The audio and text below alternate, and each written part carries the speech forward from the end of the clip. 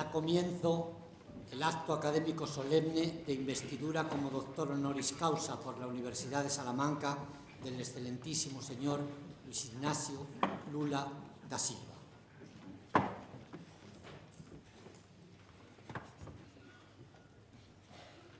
Ite accresitum candidato.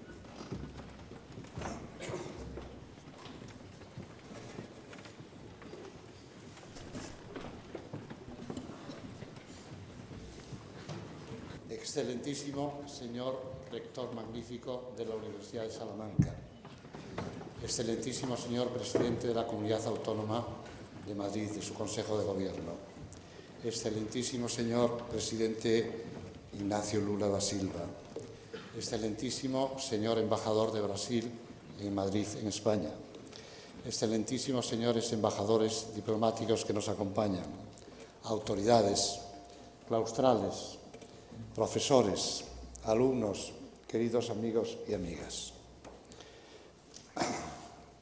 La investidura como doctor honoris causa en Educación y en Filología de Luis Ignacio Lula da Silva, concluidos los largos y estrictos trámites que esta universidad tiene establecidos para conceder esta distinción académica, es la razón de ser y fin de este solemne acto que, habida cuenta la personalidad, el compromiso con su país y la proyección internacional del doctorando, tiene un especial significado al producirse en una universidad, la de Salamanca, que siendo profundamente de Salamanca, profundamente de Castilla y León, profundamente de España, es especialmente una de las pocas universidades que son universidades del mundo, de todo el mundo. Como presentación del elogio, se proyectará un documento que incluye algunas imágenes de Luis Ignacio Lula da Silva, del hombre, de su personalidad, de sus vínculos con España y de la promoción que ha realizado de las relaciones del sistema escolar universitario y general de Brasil con España. La de Luis Ignacio Lula da Silva es una carrera de superación de obstáculos, de retos constantes en su vida personal y política, una carrera que le ha llevado a derribar barreras económicas, internacionales, sociales y educativas, y lo ha hecho persiguiendo la meta del desarrollo, la justicia social y la paz. El obrero metalúrgico, el sindicalista, el político, el hombre público, el presidente de Brasil entre 2003 y 2010, apostó siempre por la lucha contra el hambre, la pobreza y la exclusión social, algo que considera el gran desafío del mundo y del siglo XXI. Para Lula da Silva el mal de la desigualdad tiene cura y otra sociedad es posible. La educación se convierte en una de las mejores herramientas para lograr el cambio y mejorar al ser humano. Lula aportó más presupuesto, generó más becas y dispuso mejoras para el profesorado, implantó el español como enseñanza obligatoria en Brasil y trabajó para que la educación llegara a todos. Y a través de la educación y la cultura, Brasil y la Universidad de Salamanca han logrado estrechar sus vínculos. Nuestra institución académica acoge el Centro de Estudios Brasileños, creado en 2001. Hoy ocupa el Palacio de Maldonado, un edificio cuya rehabilitación también lleva la firma de Lula da Silva, plasmada en 2005 durante su visita a Salamanca con motivo de la Cumbre Iberoamericana. Gracias a una iniciativa promovida por el gobierno de Lula da Silva, estos estudiantes brasileños cursan diferentes carreras en la Universidad de Salamanca. Lo hacen a través del programa ProUni, destinado a jóvenes sin recursos. Son muchos los ejemplos de colaboración, de movilidad y de intercambio. La Universidad de Salamanca también está entre los destinos elegidos por quienes completan sus estudios de lengua y cultura españolas a través de otra iniciativa, el programa Top España. Ciencias sin Fronteras permite el intercambio de profesores, estudiantes e investigadores brasileños. También facilitar la movilidad es el reto de la Red Salamanca de Universidades Brasileñas, fundada en 2012. Las reformas y los cambios promovidos por Lula da Silva transformaron Brasil y dieron paso a una gran potencia mundial. Lula se convirtió en uno de los líderes más influyentes y asociado a él un mensaje de cooperación internacional, la apuesta por el diálogo entre países y la búsqueda de una democracia económica y social, pero también cultural y educativa.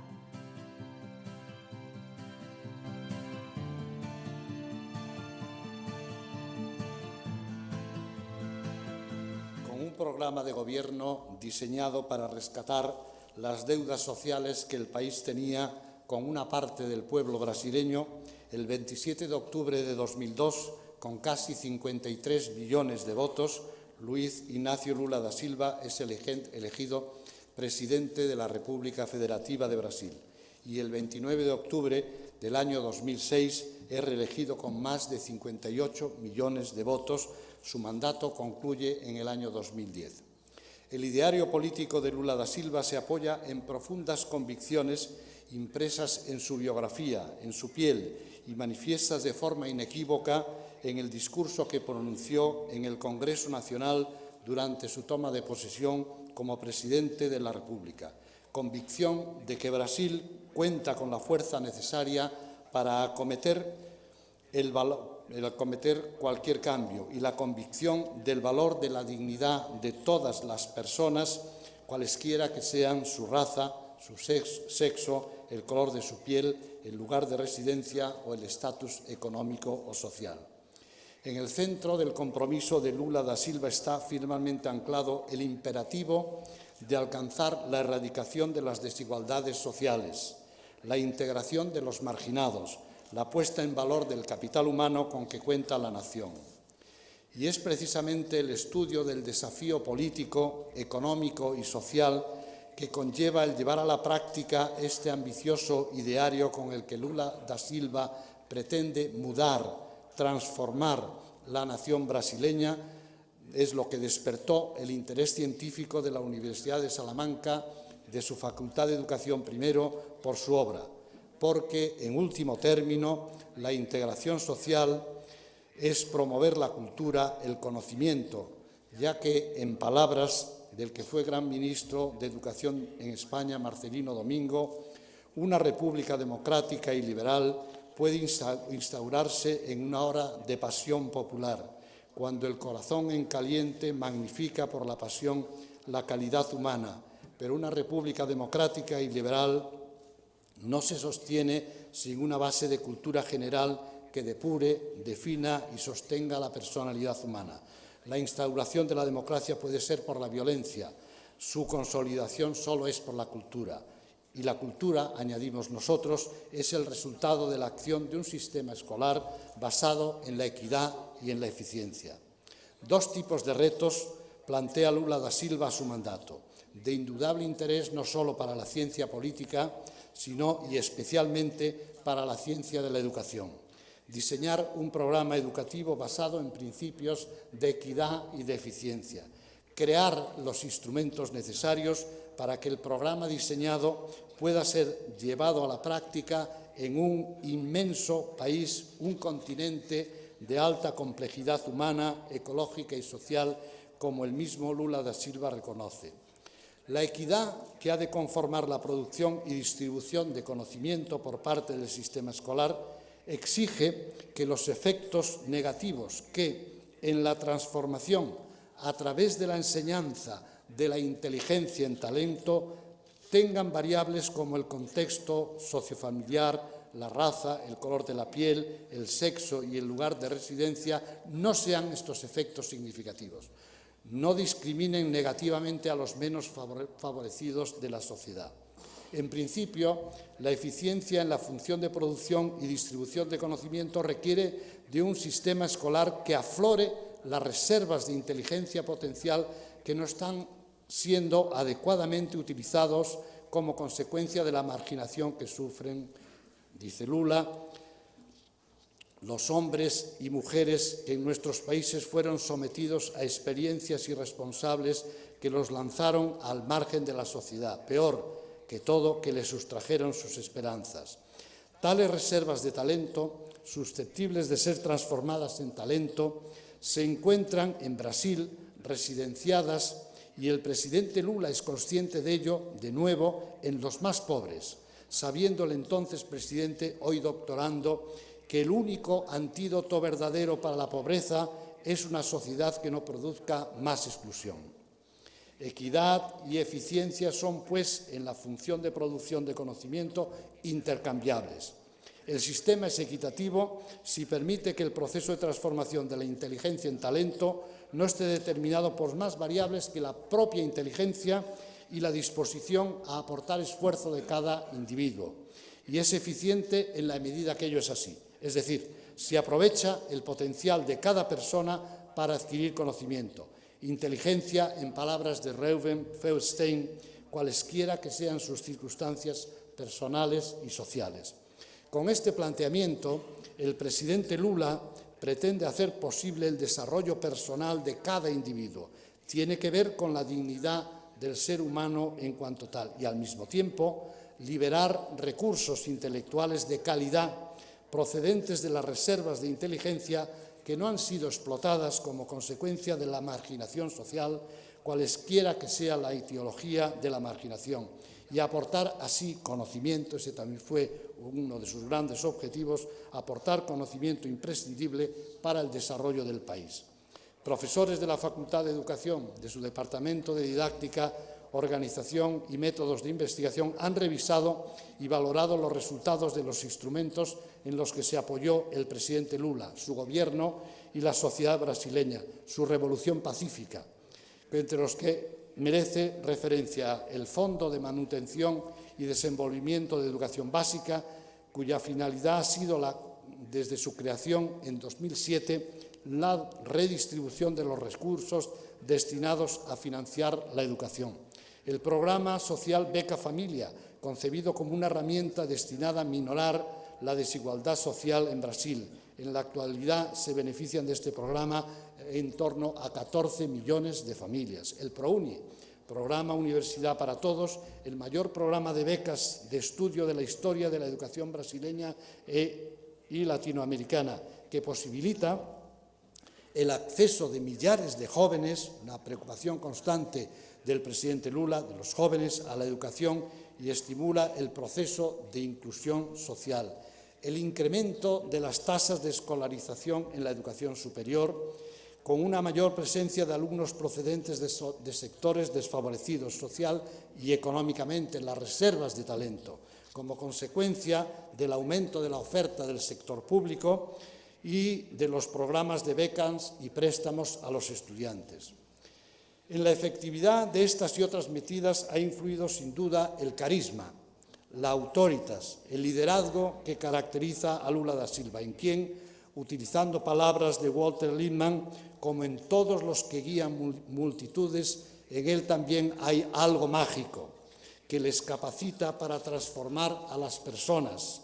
Son conductores transformacionales en la terminología acuñada por Vaz y son capaces de conducir sociedades, de poner en pie a un país. Este breve relato justifica ampliamente la decisión de otorgar el doctorado en educación al doctorando. Cuando el ejercicio de la política, como el caso de Lula da Silva, fuera de la política no hay nada, les dijo a los jóvenes en el Congreso Internacional de Responsabilidad Social en el año 2013, produce cambios, cuando la política produce cambios, y nada hay fuera de la política, que procuran la dignidad, el bienestar y el desarrollo libre de las personas, tiene los mismos objetivos que la ciencia, que no son otros que los de desarrollar tecnologías, abrir posibilidades que satisfagan necesidades personales y sociales. Puesto que el fin último de la política es procurar la dignidad personal y la justicia social mediante ese instrumento que llamamos cultura y formación de los ciudadanos, y siendo el dominio de las lenguas un componente esencial de la formación cultural de los individuos y de las sociedades, es consecuente que en ese mismo marco, con las naturales notas diferenciales, la universidad, a través del Departamento de Lengua Española de la Facultad de Filología, haya propuesto también la concesión del grado de doctor en Filología al presidente Lula da Silva.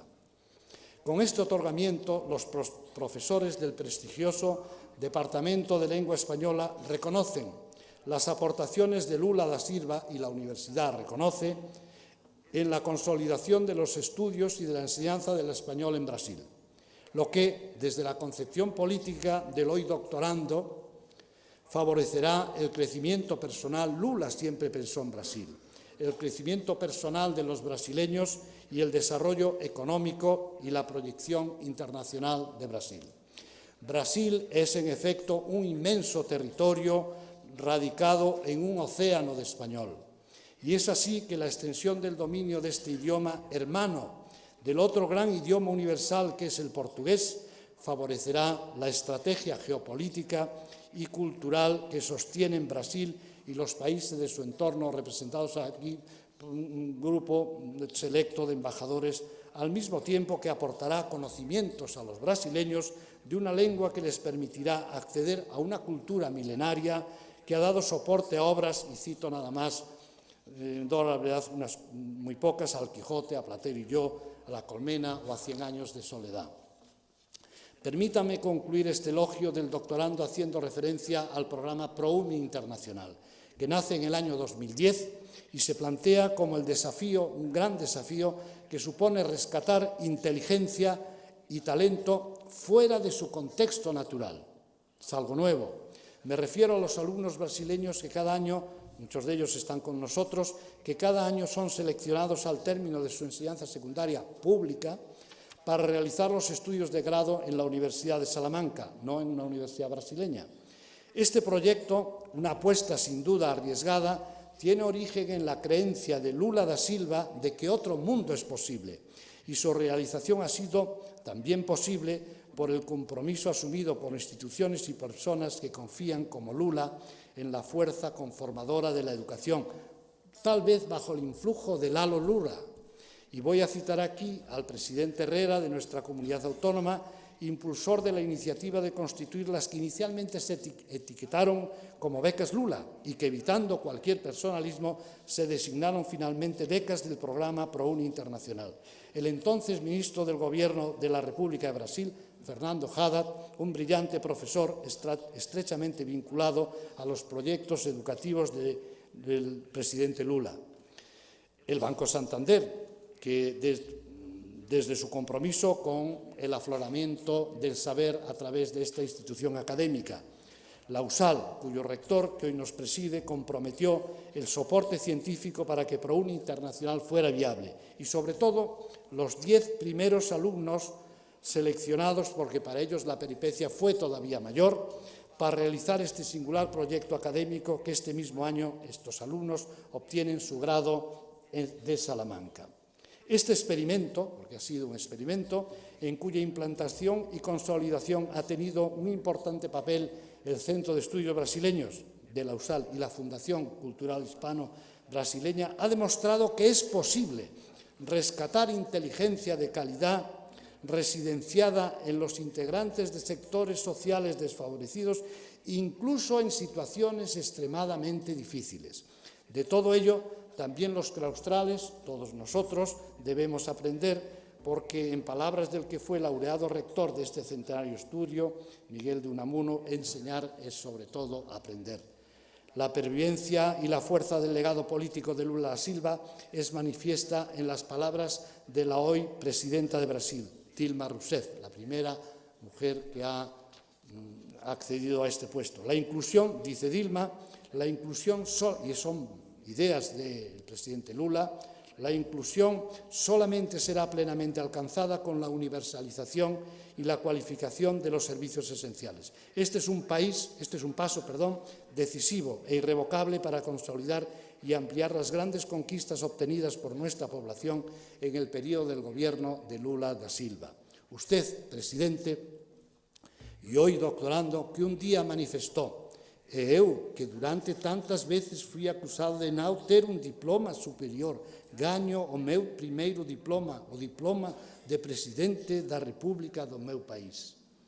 Hoy se incorpora a este claustro de doctores y, por medio de su rector, el estudio, se lo dirá en latín, le va a decir: "Egregio señor, te admito e incorporo al Colegio de Doctores de la Universidad de Salamanca con todos los honores, las libertades, las exenciones, los privilegios de que gozan y pueden gozar los demás doctores en la Universidad de Salamanca y en cualquier lugar del orbe." Esta honra, señor presidente, é de carácter mutuo. A institución honra ya, e você honra a universidade. He dicho.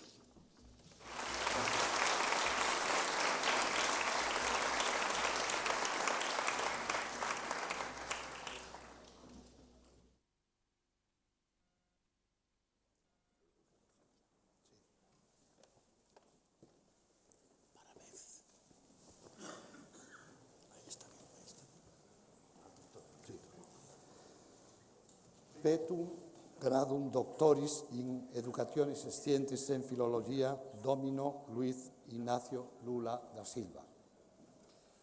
Autoritate mihi concessa legibus regni, tibi confero gradum doctoris in educationis scientics et philologia, et patronus insignias tibi induet et eurum bim explicavit. Accipe capitis termen apici celeste ut eo non solum splendore ceteris praecellas, sed etiam tanquam Minervae caside et ad certamen munitus sis.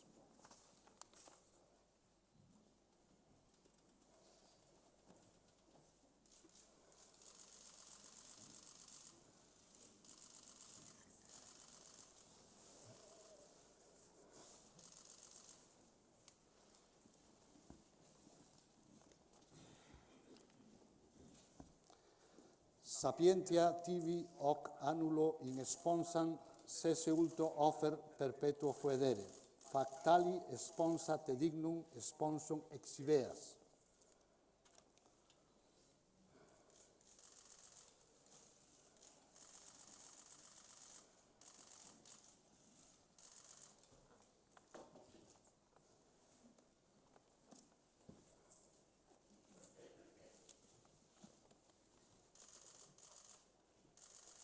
En librum apertum ut scientiarium arcana reserves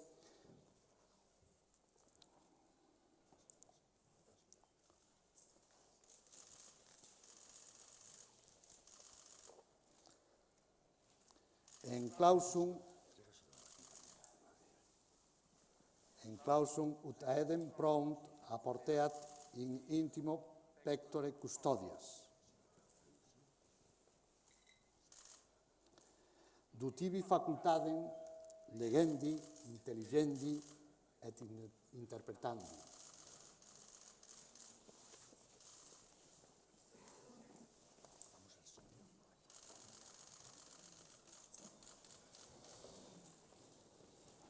Aquí, de pie.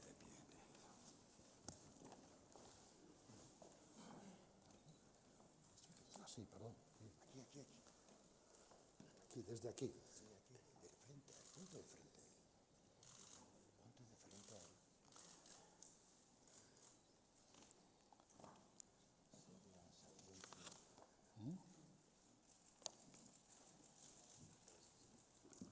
Siéntate en la silla, pasa. Así, sí. Sedi in ac sapientia cathedra in inde doctrina eminens in academia, in foro, in republica doceas, regas, indices, opitularis. Se siente usted. El trámite es complicado, pero no es fácil. No. Ahora que usted ya se siente.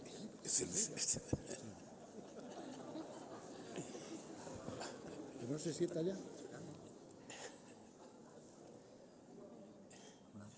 Padrino, veni demum in optates amplexus quibus et osculo pacis amorisque a eterno caritatis testimonio mecum et academia matre de vinciaris.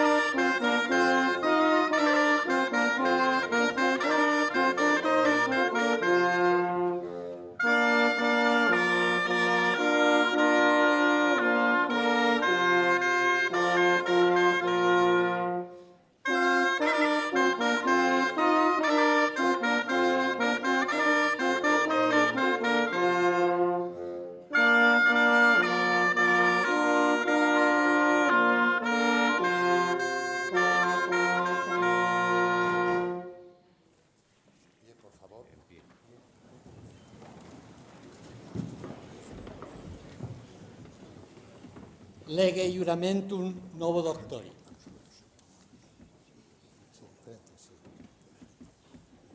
Aquí. Juras apud universitates senatum semper ubicunque fueris iura et privilegia, honorem studi uius universitatis conservare, semper eam iubare et innegociatis, universitates et factis consilium auxilium et favorem praestare quotens eris requisitus. Iuro y volo. Aquí para el...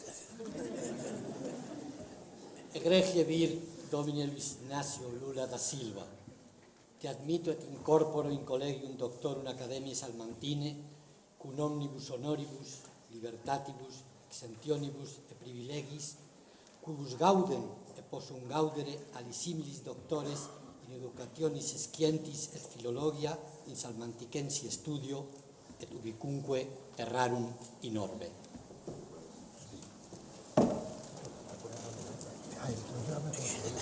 Aquí está.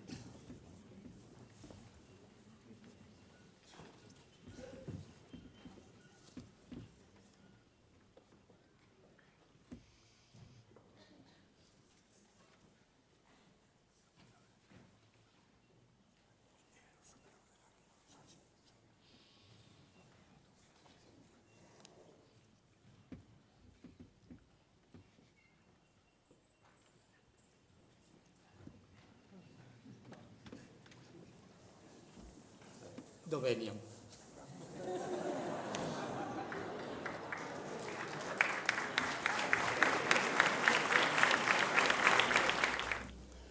Magnífico reitor, peço vênia.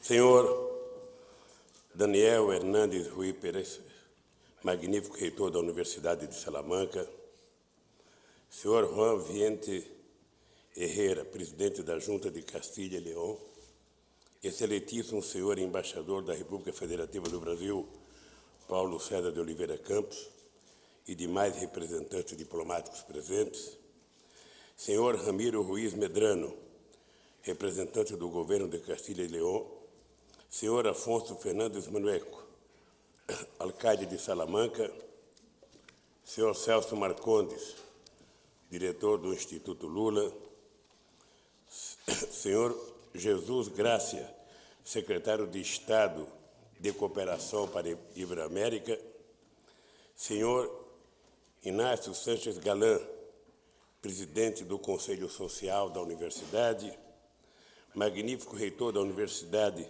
Miguel de Cervantes, vice-reitores e secretaria-geral, meu padrinho neste doutorado, senhor Gonzalo Gomes da Cal, meus amigos professores, estudantes, jornalistas, amigos e amigas. Eu confesso que estou mais emocionado do que de hábito, porque estou numa universidade que tem 800 anos de história. Para vocês, pode não significar muito, mas para mim, que vim de um país onde a primeira universidade só foi criada no século XX, eu fico imaginando o quanto temos que trabalhar para recuperar os séculos perdidos na educação do meu país. E por isso, eu vou ler um pequeno discurso, porque se for falar de improviso, eu temo não terminar hoje o meu discurso. E todos vocês têm compromissos. É com muita emoção mesmo que recebo esta homenagem da Universidade de Salamanca, que deu imensa contribuição à humanidade em 8 séculos de existência. Tenho consciência de que esta honraria pertence ao povo brasileiro, que tomou seu destino nas mãos e vem empreendendo uma grande jornada de transformações sociais e econômica nos últimos anos.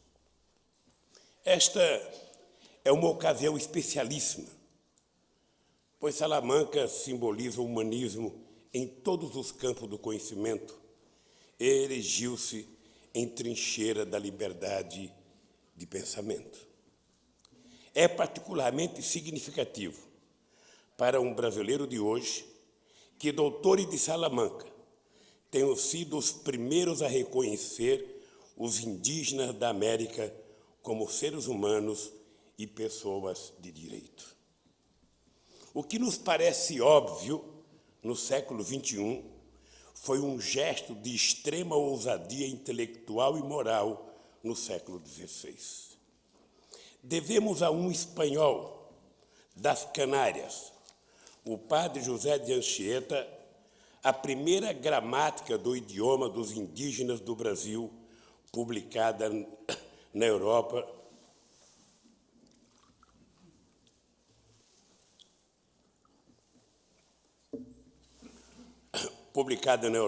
no século XVI. Por mais de 200 anos, essa língua geral, o Inhangatu, foi o idioma usado no país, até a imposição do português como língua oficial na segunda metade do século XVIII. Tendo se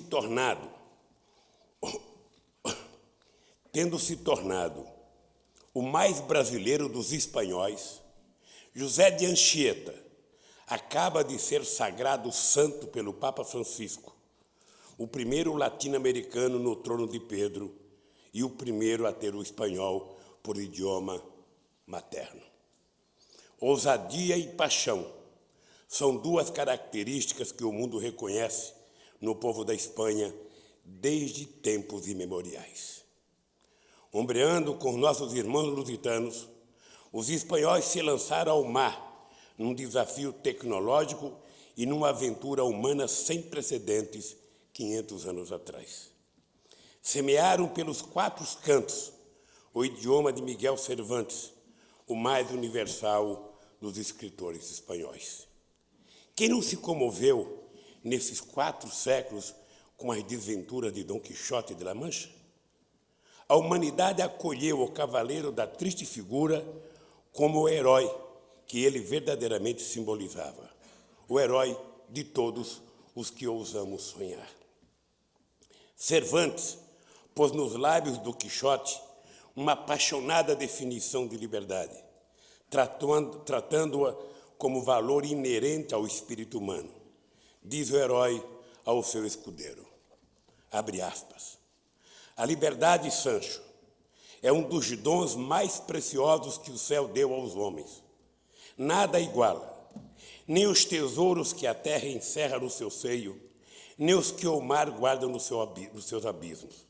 Pela liberdade, tanto quanto pela honra, pode e deve aventurar-se a nossa vida. Fecha aspas. A história de Salamanca foi escrita pelos que defenderam a liberdade de pensar e de construir o conhecimento.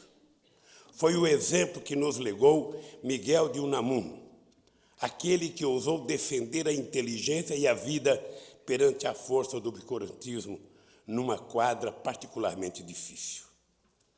Esta coragem histórica de ser livre faz com que seja especialmente honroso o título honoris causa da Universidade de Salamanca. Magnífico reitor, senhoras e senhores. Quando assumi a presidência do Brasil, 11 anos atrás, recebi da sociedade um mandamento que se resumia numa única palavra: mudança. Era chegada a hora de superar um modelo injusto que perpetuava a desigualdade e impedia o pleno desenvolvimento do meu país. Começamos pelo compromisso de acabar com a fome. Não havia causa mais urgente, nem mais emblemática da mudança que precisávamos empreender. Criamos o programa Fome Zero, em seguida o Bolsa Família, que garante uma renda mensal a 14 milhões de famílias e vem proporcionando excelentes melhorias nos indicadores de educação e saúde. Valorizamos os salários e ampliamos o acesso a crédito para os trabalhadores, para empresas e para toda a sociedade brasileira. O potencial produtivo da população brasileira foi despertado num ciclo virtuoso de investimento, consumo e geração de empregos que fez a economia crescer em bases sustentadas. Garantimos os fundamentos da estabilidade econômica e ampliamos as relações diplomáticas e comerciais com os vizinhos da América Latina, os países da África e os chamados grandes países emergentes. O mais importante resultado desse esforço coletivo é que 36 milhões de brasileiros saíram da pobreza extrema, 42 milhões alcançaram a classe média e geramos 21 milhões de empregos formais em apenas 11 anos. O processo que acabo de descrever em linhas apenas gerais representou a conquista da cidadania por milhões de brasileiros que estavam à margem do processo social e econômico. O fato de termos alcançado tais conquistas em um tempo relativamente curto, de apenas uma década, pode causar a ilusão de que foi uma tarefa simples. Não foi, não. Tivemos de enfrentar resistências e preconceitos de toda ordem, especialmente o preconceito de elites que governaram o país ao longo de séculos, sem jamais confiar na capacidade do nosso povo. Trataram os pobres como um problema sem solução. E o povo brasileiro demonstrou que, na verdade, os pobres e os trabalhadores são a parte essencial das soluções dos nossos problemas. O que parecia um sonho de Quixote é hoje a realidade de um país que reduziu as desigualdades internas e se afirmou internacionalmente como uma grande economia e uma grande nação. Magnífico reitor, minhas senhoras e meus senhores, libertar-se de um ciclo histórico de desigualdade e injustiça foi apenas o primeiro passo. O Brasil tem um longo caminho pela frente e muitos desafios a serem superados. O mais importante de todos é garantir a educação das crianças e jovens para que tenham um futuro melhor, com as oportunidades que foram negadas a seus pais e seus avós. Um grande educador brasileiro, meu querido amigo Paulo Freire, destacava a importância da educação no combate à desigualdade. Dizia ele, abre aspas, se a educação sozinha não pode transformar a sociedade, tampouco sem ela a sociedade muda. Fecha aspas. Por isso, nos empenhamos tanto no meu governo e no governo da presidenta Dilma para dar um salto de qualidade no ensino público brasileiro. O orçamento federal para a educação foi triplicado e supera hoje 33 bilhões de euros. Nenhum outro país ampliou tanto o investimento em educação nesse período, de acordo com os indicadores da OCDE.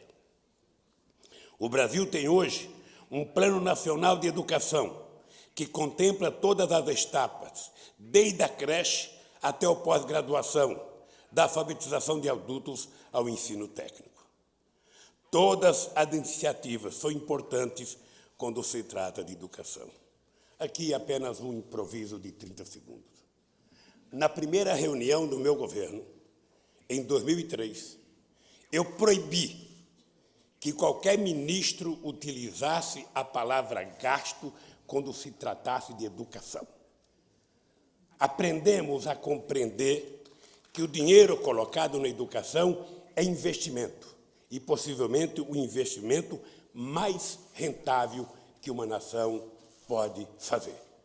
Por isso, nós conseguimos dar um salto de qualidade na educação. Nesses 11 anos, um outro dado importante é que eu fui o primeiro presidente do meu país a não ter um diploma universitário. Eu não falo isso com orgulho, porque adoraria ter um diploma universitário, e se eu tivesse, eu seria economista.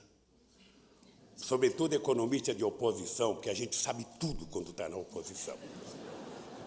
Mas, de qualquer forma, eu não tive essa oportunidade, e o orgulho que eu tenho é que foi exatamente um presidente que não tinha diploma universitário, um vice-presidente que não tinha diploma universitário, que vamos passar para a história como os presidentes que mais fez universidade no meu país. Ou seja, em apenas 8 anos, fizemos 14 universidades federais novas e a presidenta Dilma já fez mais 4. Portanto, são 18 universidades e 146 campos avançados, para levar a universidade para o interior do país, porque normalmente as universidades eram privilégio das capitais, e nós resolvemos levá-la para o país. Por que que nós fizemos isso? Porque era preciso garantir que as pessoas mais pobres da periferia do país tivessem acesso à universidade. Ou seja, ao mesmo tempo, nós criamos um programa chamado Reúne, que foi uma guerra que uma parte da elite brasileira não queria, que era aumentar de 12 alunos por professor para 18 alunos por professor. Com isso, nós saímos de 113 mil jovens matriculados em 2006 para 227 mil. Só com um pequeno programa, dobramos o número de matrículas nas universidades. Adotamos um sistema de cotas que favorece o acesso de negros e indígenas ao ensino superior. Vocês sabem que as cotas teve que ser aprovada na Suprema Corte, porque no meu país, embora a Constituição garanta que não tem preconceito de raça, no Brasil, negro era tratado como pessoa de segunda classe. Criamos um programa que foi, na minha opinião, o gesto mais revolucionário, que foi criar um programa chamado ProUni. Eu ficava inquieto. Por que que os pobres não tinham direito à universidade? Porque no Brasil o sistema de educação é assim. No ensino público fundamental, a criança pobre está na escola pública. E a criança rica está na escola privada. Quando vai para a universidade, o rico vai para a pública e o pobre vai para a privada. É fantástico. É fantástico. Ou seja, ao pobre era destinado apenas o direito dele ser pedreiro. E nós achamos que o pobre tem direito de ser engenheiro. E por isso nós criamos esse programa que visava garantir às pessoas da periferia, da escola pública, o acesso à universidade.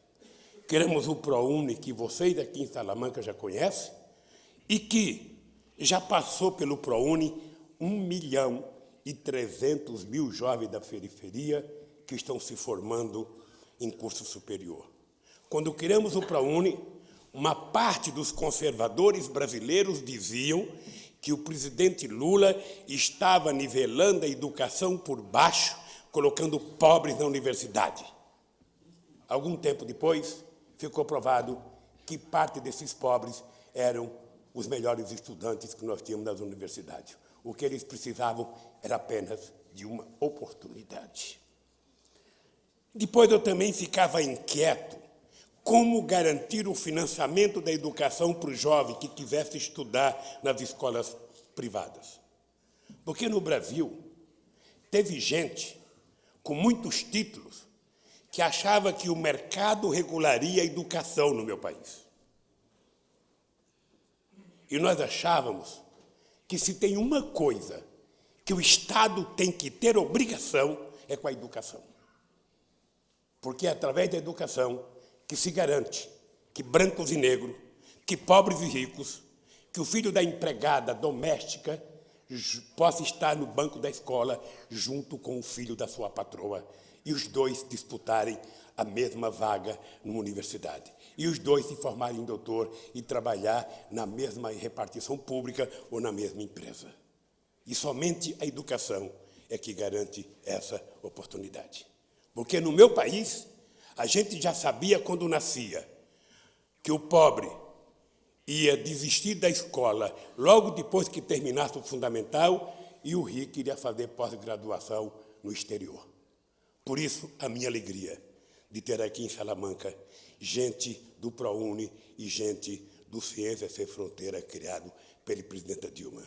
Graças a Deus, os pobres estão fazendo pós-graduação no mundo, disputando com os nossos irmãos que têm um pouco mais de recurso, um pouco mais de dinheiro.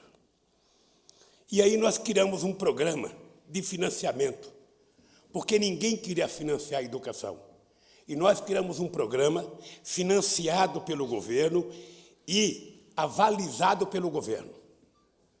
Um jovem que estudar medicina hoje no Brasil, numa universidade particular, ele pega dinheiro no banco, durante os 6 anos de educação, de estudo, ele não paga, depois, durante mais 6 anos, ele não paga, ele só vai pagar depois de 12 anos que ele entrou na universidade. E se ele se formou e vai ser professor ou vai ser médico na rede pública, está quitado, ele não tem que pagar nada. Em apenas 3 anos, já colocamos 1.500.000 alunos financiados pelo FIES. Eu posso dizer, magnífico reitor, uma coisa importante.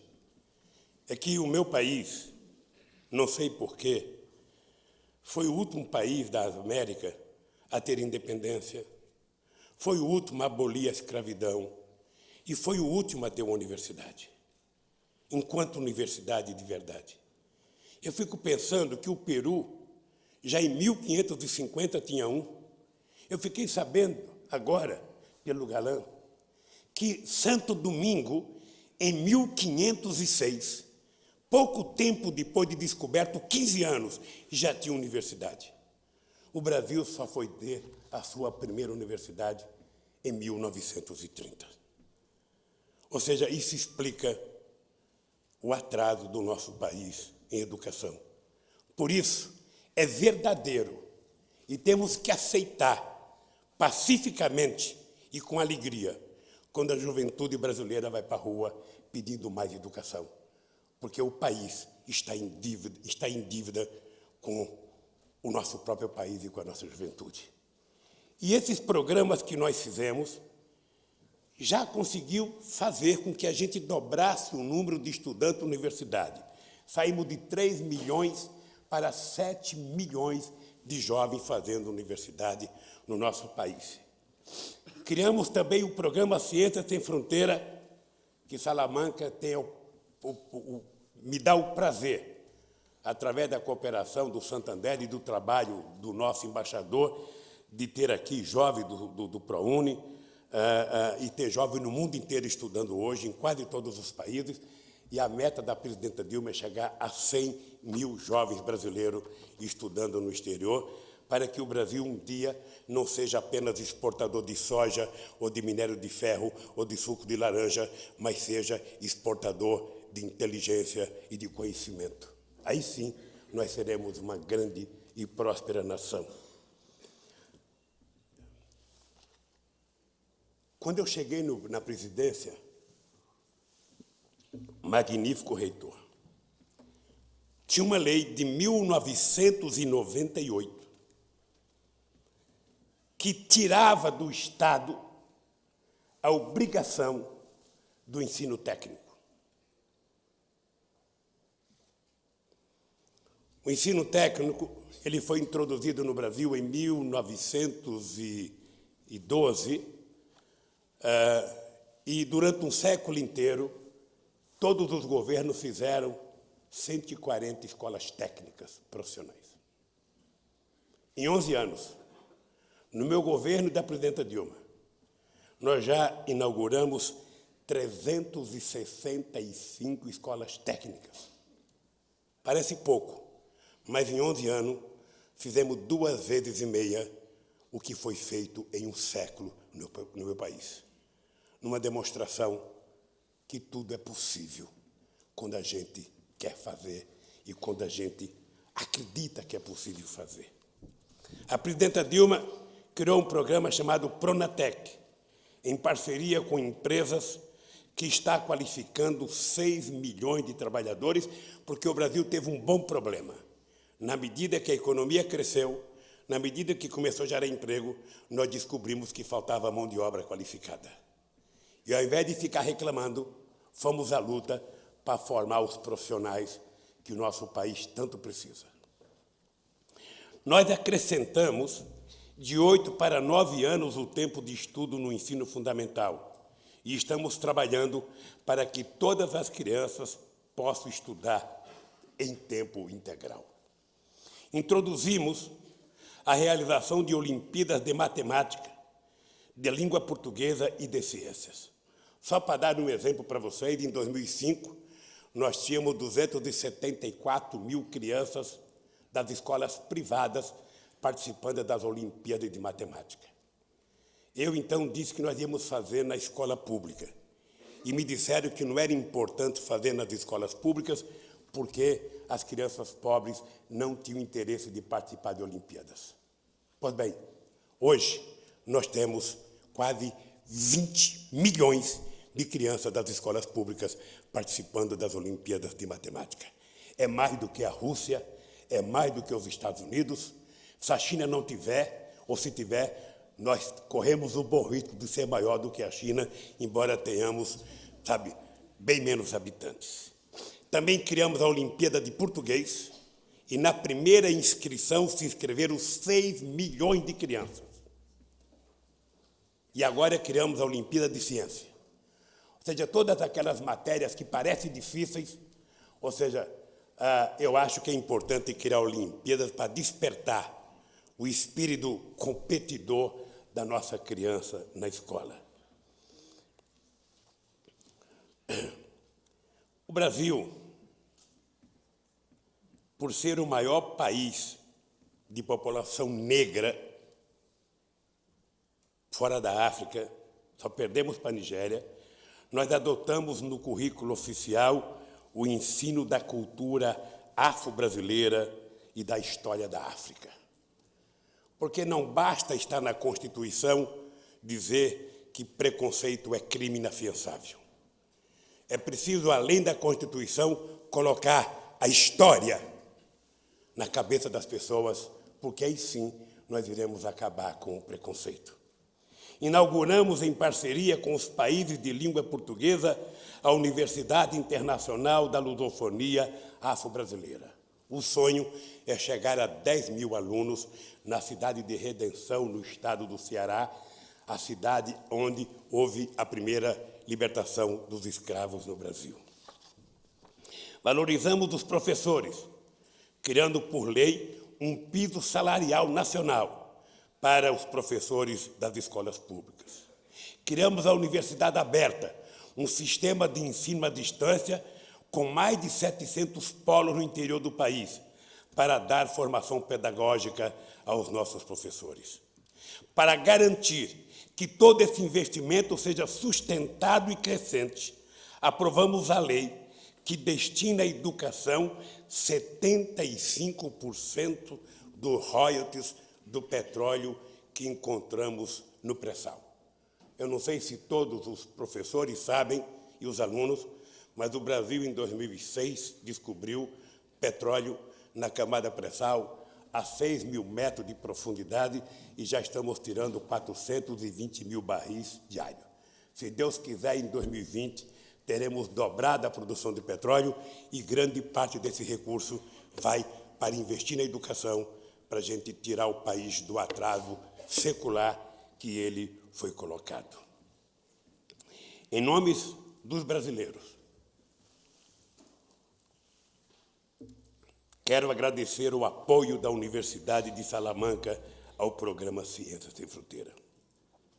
Agradeço também o apoio do Santander, para trazer turmas de alunos do ProUni a esta universidade.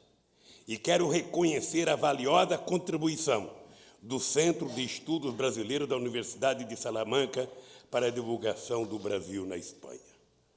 Tudo o que estamos realizando no campo da educação, com a contribuição de valorosos parceiros, tem o sentido de proporcionar um futuro melhor para esta geração e para as que virão depois. Esta é a maior garantia de que o Brasil continuará se transformando e surpreendendo o mundo com novas e profundas transformações. Magnífico reitor, senhoras e senhores, uma das primeiras medidas do nosso governo no campo da educação foi adotar o estudo do idioma espanhol como segunda língua no currículo escolar.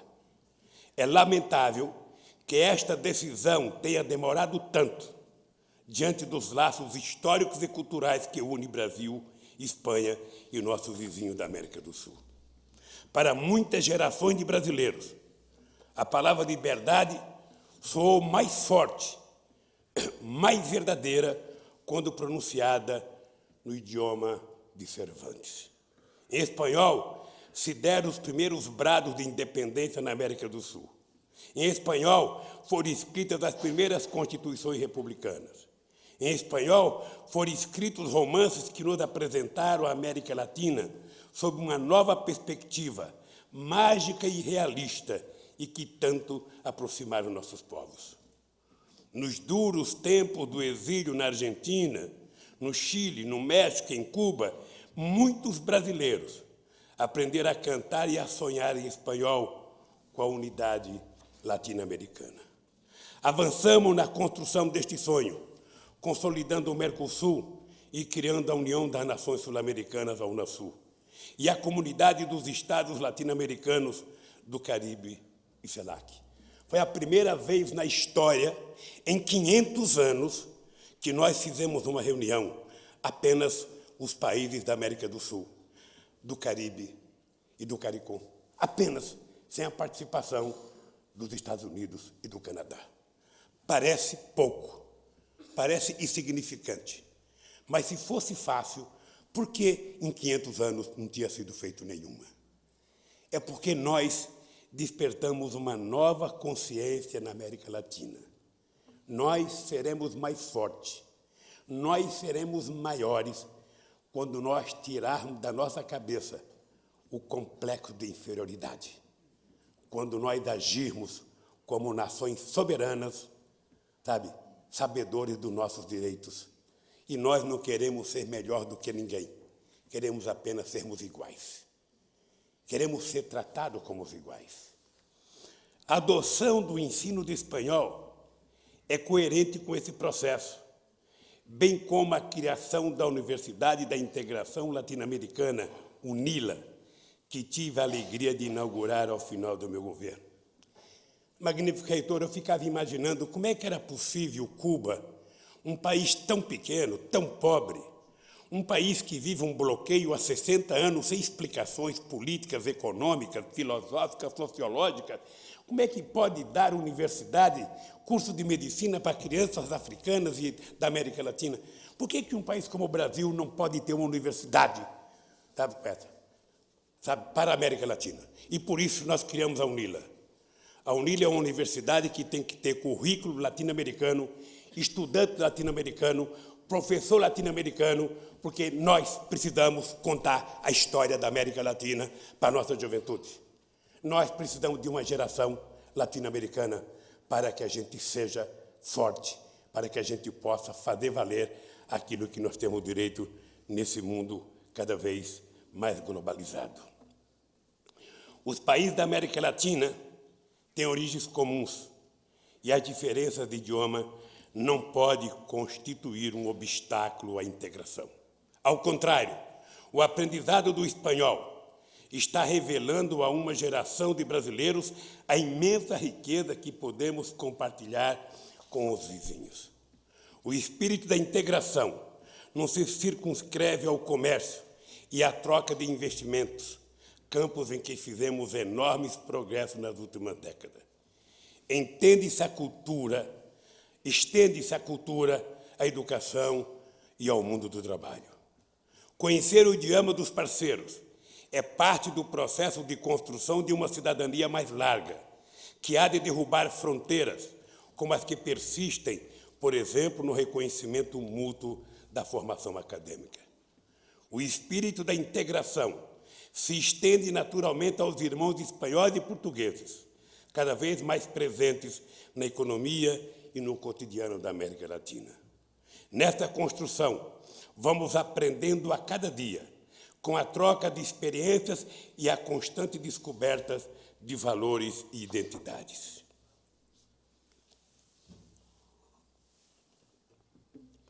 O fundamental é manter o rumo e seguir adiante, como nos recomenda o belo poema de Antônio Machado. Caminante, não há caminho, se há caminho ao andar. Muito obrigado.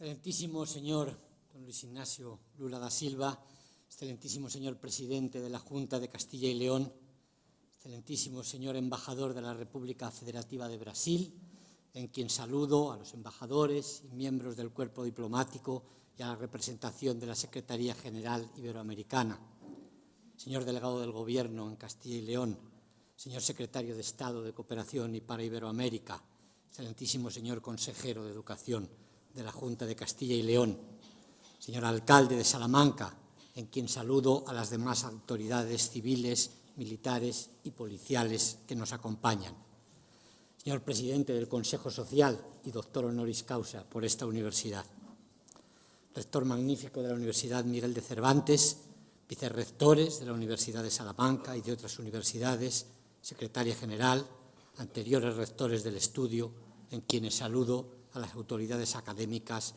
presentes en el acto. Doctor Gonzalo Gómez Dacal, padrino del doctorando. Compañeros y compañeras de la comunidad universitaria, distinguidos representantes de instituciones y empresas colaboradoras con la universidad, señoras y señores. No parece fácil decir algo nuevo acerca de una persona que ha ocupado la portada de cualquier medio de comunicación del mundo y que ha sido considerada por muchos de ellos como una de las más influyentes de los albores del siglo XXI. Me resisto, sin embargo, a que quede sin expresar la admiración que todos los que formamos esta universidad sentimos por nuestro nuevo doctor. Me llamó poderosamente la atención en su momento la frase que dijo el presidente Lula en su toma de posesión, a la que ya se ha referido él mismo y el doctor Gómez Dacal. Decía: y yo, que durante tantas veces fui acusado de no tener un título universitario, consigo mi primer título, el título de presidente de la República de mi país.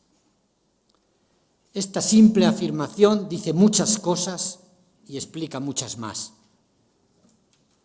Estas palabras nos cuentan el dolor y la frustración que muchos miles de niños y jóvenes han sentido en algunos momentos por no poder completar su educación, por la imposibilidad de culminar sus estudios, por una imposibilidad que no nace de su falta de talento, sino de la falta de recursos económicos y de la desigualdad y la falta de generosidad de la sociedad en la que les ha tocado vivir.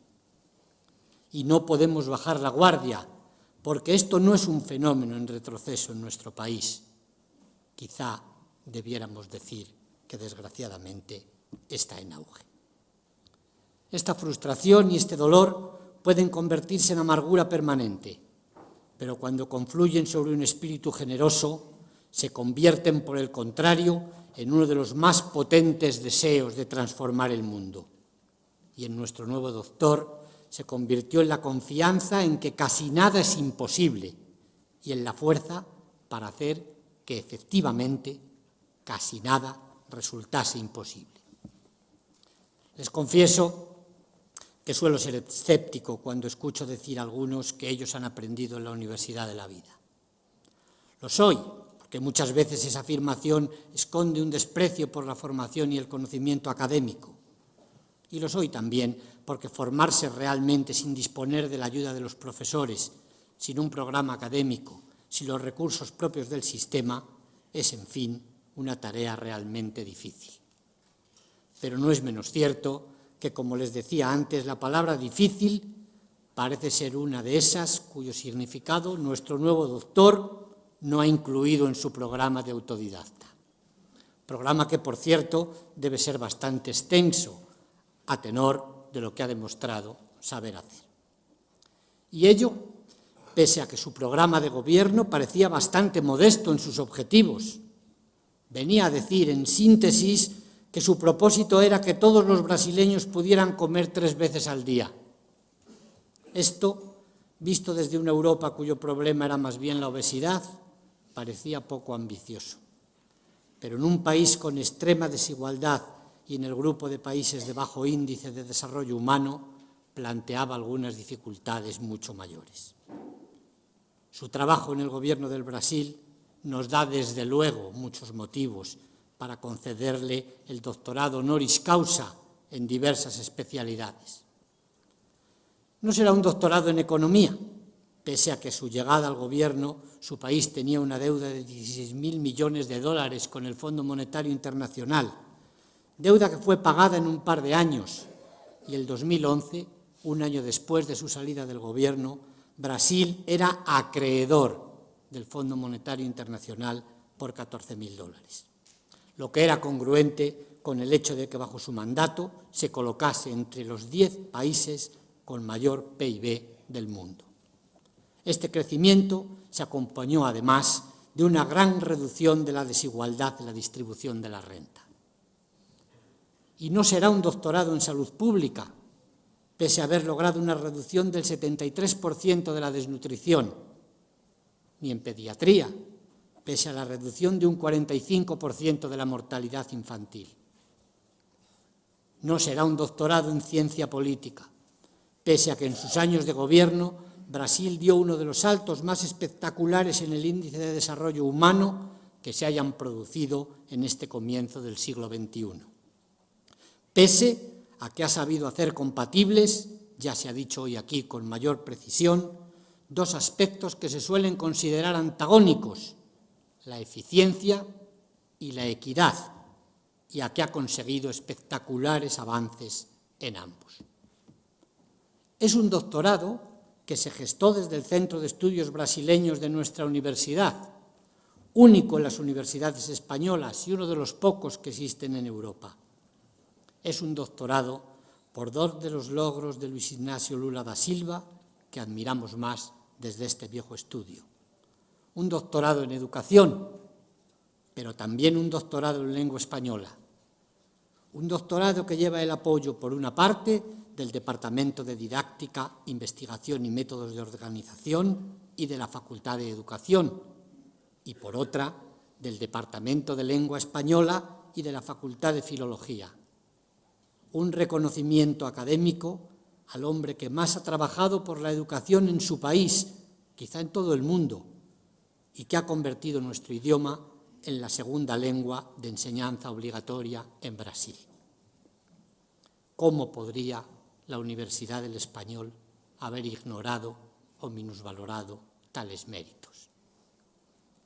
Alguno puede objetar que todo eso no es la tarea de un solo hombre. Es cierto, no dejaba de sugerirlo atinadamente Bertolt Brecht en sus Preguntas de un obrero ante un libro, cuando dice: César venció a los galos, no llevaba consigo siquiera un cocinero. Pero lo cierto es que las voluntades de los hombres se mueven desde el liderazgo, que algunos individuos nos interpelan como modernos Arquímedes diciendo: dadme un punto de apoyo y moveré el mundo, y efectivamente lo mueven. En la geometría de Euclides un punto no tiene extensión, pero en la de Luis Ignacio Lula da Silva el punto de apoyo de su palanca la tenía, y mucha. Cerca del 61% de los votantes de Brasil lo alzaron a la presidencia. Como suele decirse, el resto forma parte de la historia. Bajo su gobierno se construyeron en Brasil 214 escuelas, 14 universidades, se redujo drásticamente el número de menores sin escolarizar y se puso en marcha el tantas veces mencionado hoy programa de becas universitarias ProUni, el más ambicioso de la historia de Latinoamérica. No estará más repetir hoy aquí que gracias a la confianza en la Universidad de Salamanca del gobierno brasileiro y a la financiación del Banco de Santander, que dotó las generosas becas que nos gusta denominar becas Presidente Lula, 10 nuevos estudiantes ProUni han venido cada año durante los últimos 4 a estudiar los 4 cursos de grado con nosotros. Desde este curso se duplicará el número y vendrán 20 nuevos cada año hasta completar 80. Los primeros becarios ProUni se gradúan ya este año y volverán a trabajar a Brasil como los mejores embajadores de la Universidad de Salamanca. Son datos, cifras, hechos sobre los programas educativos que él propuso. Cifras que la gente gusta de llamar frías, pero que reflejan muy bien en este caso la calidez humana y la generosa ambición de quien no quiso que sus futuros compatriotas encontraran en su camino de formación las dificultades por las que él tuvo que pasar. La generosa ambición, en fin, de un estadista, en la línea del dicho, como tantos otros, atribuido a Churchill, según el cual un político es el que piensa en las próximas elecciones y un estadista el que piensa en las próximas generaciones. Presidente Lula, hoje pasa a formar parte do claustro dunha universidade que ten quase 800 anos. Uma universidade como uma grande vocação latino-americana e que, além disso, é a mais brasileira das universidades espanholas. E o será ainda mais agora. Este é o meu compromisso pessoal. Mas este estudo salmantino é, a partir de hoje, também sua universidade e precisará da sua colaboração, que te peço para defender o serviço público a favor da educação superior e no fortalecimento dos laços com as universidades brasileiras, as nossas parceiras. Tendremos, presidente Lula, que dar pasos aún más decididos hacia una libre circulación de estudiantes con reconocimiento de los estudios realizados en otras instituciones, caminar todos juntos hacia un gran espacio iberoamericano de educación superior. No debo extenderme más. Para terminar, y puesto que aquí se ha hablado mucho de la libertad, quisiera decirles que siempre me gustó lo que decía Orwell. Libertad es la libertad de decir que 2 y 2 son 4. Si esto se garantiza, lo demás ya vendrá. Es la reivindicación de poder decir las verdades sencillas, esas que a nuestro homenajeado le llevaron también alguna vez a prisión. En su empeño en poner la educación en el centro de su lucha por la igualdad, la gran lección del presidente Lula es haber demostrado que hay algo aún más básico, previo a cualquier consideración, y que podríamos, al modo de Orwell, enunciar diciendo: libertad es la libertad de saber, la libertad de poder aprender que 2 y 2 son 4. Si eso se garantiza, lo demás ya vendrá. Este impulso de libertad, de autoconfianza y de progreso supuso el inicio de una nueva esperanza en Brasil y en toda Latinoamérica. Dejarme que hoy, que es un día de fiesta para la universidad, os cite a Antonio Carlos Jobim al respecto. Son as aguas de março fechando o verão. É a promesa de vida no teu coração. Gracias, presidente Lula, y gracias a todos por su presencia, que nos honra, y por su atención. He dicho.